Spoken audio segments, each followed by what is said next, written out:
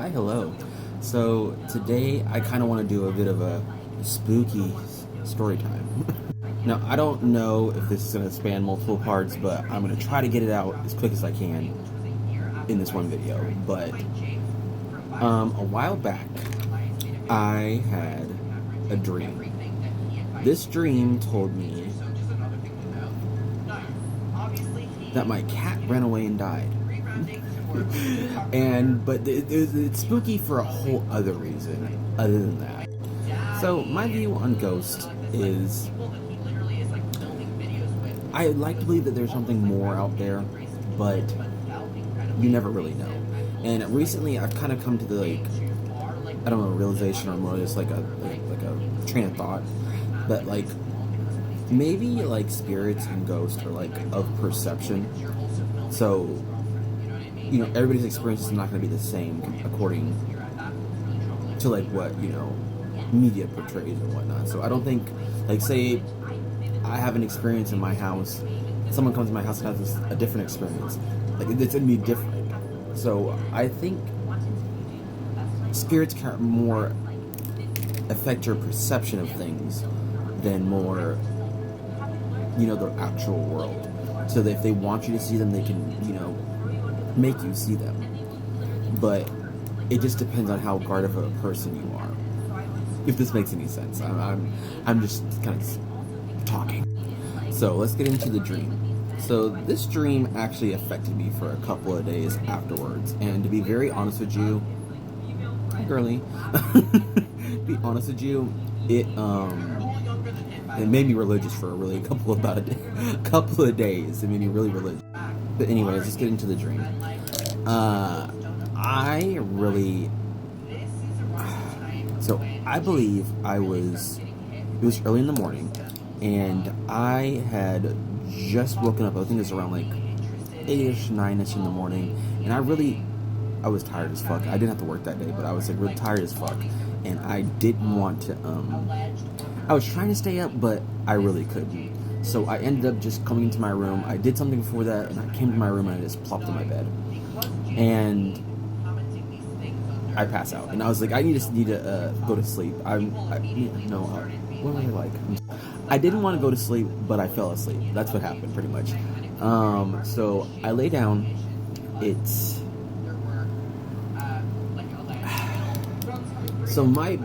In my dream, immediately, it kind of cuts to a separate view that's not me. It's kind of like a third-person view of my house, and my sight is kind of like the camera, or whatever the fuck I'm perceiving this as. But in my house, I was just watching my mom do things in my house, and she was just out and about, straightening up things and whatnot. And I guess she gets the feeling to go see the neighbor, which this neighbor wasn't actually our neighbor, because I'm thinking about it now, and it's just that was a fucking TikToker. What the fuck is a TikToker doing across the street? And it's he's a comedian, so I guess your brain does really grab people from your reality, or things you see, and puts it in your dream. But it was a whole thing. But she decided to go see the neighbor, and she leaves the door, and immediately the view kind of just draws back. I'm sorry if I was wrong. It draws back into where it's my perspective now. So I get up out of my bed, and I'm just walking around the house saying, where's my mom? And I'm just where's everything at? And so I look around the house, and she's not here. I guess she just went outside or whatever the fuck. And I just go back into my room, and I lay a certain way on my bed. So my bed faces this way against the wall. I decided to lay it this way, so my feet were hanging off the bed, and I was just I was trying not to fall asleep in the dream again, but I was just laying in my bed, and I was just I gotta stay awake. My eyes are so heavy right now, but I gotta stay awake. And I was watching my TV, I don't know what the fuck it was playing, but I was I need to stay awake. I gotta wake up. So, when you have really long blinks, when you're falling asleep, so it's a really long blink, and you're just ugh. That's effectively what was happening in the dream. So I was having these really long blinks, and they kept getting longer in the distance. Like, I was conscious of like them happening, but there was also something else I was conscious of. So normally when I'm in my room, I close my door. If I'm outside of my room, I close my door.